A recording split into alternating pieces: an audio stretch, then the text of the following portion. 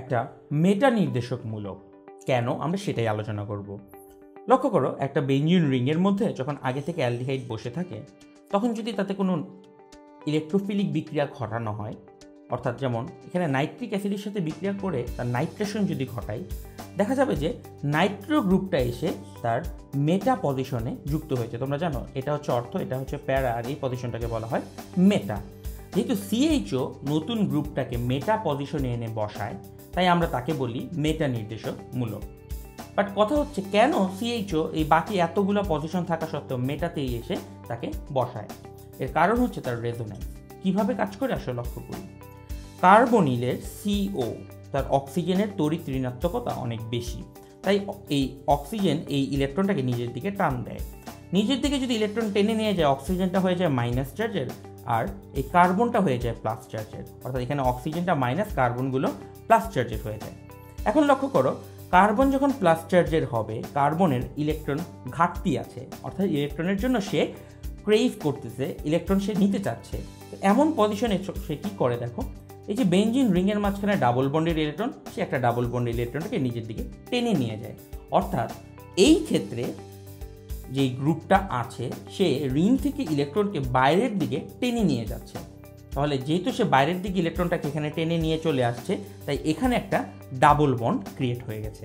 এখন লক্ষ্য করো, যেহেতু এইখানে ডাবল বন্ড ক্রিয়েট হয়েছে, অর্থাৎ এই ডাবল বন্ডটা রিংয়ের বাইরে চলে গেল, এই কার্বনটাতে একটা প্লাস চার্জ ক্রিয়েট হবে। কেন বোঝো, এই যে ডাবল বন্ডটা, এই ডাবল বন্ডে আগে এই কার্বন এবং এই কার্বন, দুটো কার্বন অংশগ্রহণ করেছিল।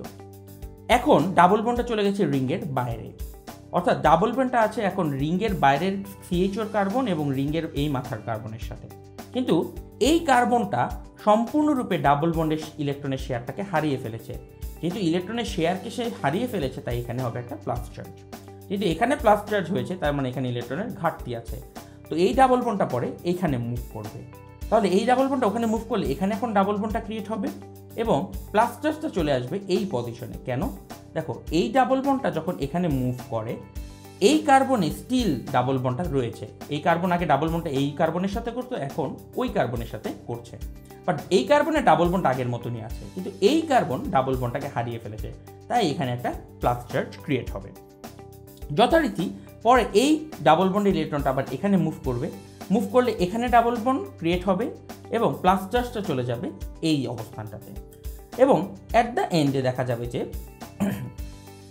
এই বেঞ্জিনের রিংয়ের বাইরের যে ডাবল বন্ডটা ছিল, সেটা আবার এইখানটাতে মুভ করবে, অর্থাৎ ডাবল বন্ড তিনটা আবার রিংয়ের ভেতরে ফেরত আসবে। এই যে অক্সিজেন ইলেকট্রন নিয়ে গিয়েছিল, সেই অক্সিজেন ইলেকট্রনটাকে আবার ফেরত দিবে, পরে অ্যালডিহাইড গ্রুপটা আবার আগের মতন তৈরি হবে। অর্থাৎ রেজোনেন্স করে যেই জিনিসটা শুধুমাত্র চেঞ্জ হয়, সেটা হচ্ছে ডাবল বন্ডের পজিশনগুলো চেঞ্জ হয়। এখন লক্ষ্য করো, এই যে রেজোনেন্স কাঠামো যখন হচ্ছে, তার মাঝখানে এই অর্থ, প্যারা আর মেটাতে প্লাস চার্জ ক্রিয়েট হয়। লক্ষ্য করে দেখো, অর্থ, প্যারা, মেটাতে প্লাস চার্জ ক্রিয়েট হয়, তাহলে তুলনামূলকভাবে ইলেকট্রন বেশি আছে এই মেটা পজিশনে। যেহেতু অর্থ আর প্যারাতে প্লাস চার্জ বেশি, তুলনামূলকভাবে যদি চিন্তা করো, ইলেকট্রন বেশি আছে হচ্ছে এই মেটা পজিশনে। লক্ষ্য করো, NO2 প্লাস, নাইট্রো একটা প্লাস চার্জ গ্রুপ, তাই এই 6টা পজিশনের মধ্যে, এই 5টা পজিশনের মধ্যে যেখানে ইলেকট্রন বেশি আছে, এই প্লাস চার্জটা সেখানেই যেতে যাবে। যেহেতু অর্থ, প্যারা পজিশনগুলো এখানে প্লাস চার্জের, এই প্লাস চার্জকে বিকর্ষণ করে, সে একে তাড়িয়ে দিতে চায়, তাই আলটিমেটলি নাইট্রো গ্রুপটা যে বসে হচ্ছে মেটাতে। তাহলে তোমাকে যদি কোশ্চেন করা হয় সিএইচও কেন একটা মেটা নির্দেশকমূলক, তার অ্যান্সার হবে কারণ সিএইচও গ্রুপটা থাকলে রেজোনেন্সের ফলে অর্থ, প্যারা পজিশনে প্লাস চার্জ ক্রিয়েট হয়, তাইলে মেটা পজিশনের মধ্যে অপেক্ষাকৃত বেশি ইলেকট্রন থাকে, তাই নাইট্রোর মতন প্লাস চার্জের গ্রুপগুলো ওই মেটা পজিশনে গিয়ে বসে, কারণ সেখানে অপেক্ষাকৃত বেশি ইলেকট্রন থাকে। মনে রাখবে, মেটা নির্দেশকদেরকে বলা হয় নিষ্ক্রিয়কালীমূলক। এর কারণ কি? কারণ এই মেটা গ্রুপগুলো বেঞ্জিন রিং থেকে বাইরের দিকে ইলেকট্রন নিয়ে যাচ্ছে। লক্ষ্য করো, মনে করে দেখো যে এক্ষেত্রে ইলেকট্রনের ফ্লোটা হচ্ছে রিং থেকে বাইরের দিকে, কারণ সিএইচও নিজে প্লাস চার্জ হয়, ভেতর থেকে বাইরের দিকে ইলেকট্রন টান দিচ্ছে। যেহেতু সে ভেতর থেকে বাইরের দিকে ইলেকট্রন নিয়ে যাচ্ছে, এই রিংয়ের ভেতরের ইলেকট্রনের যে ঘনত্ব, সেই ঘনত্বটা কমে যাচ্ছে, তাই ইলেকট্রন কম থাকলে NO2 প্লাস চার্জটাও এখানে কম কম আসতে যাবে।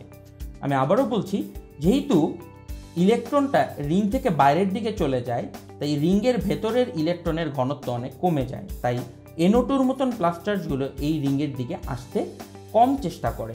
তাই যেহেতু CHO গ্রুপগুলো ইলেকট্রনকে বাইরের দিকে টেনে নিয়ে যায়, তাই এরা নিষ্ক্রিয়কারীমূলক। অধিকাংশ মেটা নির্দেশকই হয়ে থাকে নিষ্ক্রিয়কারীমূলক।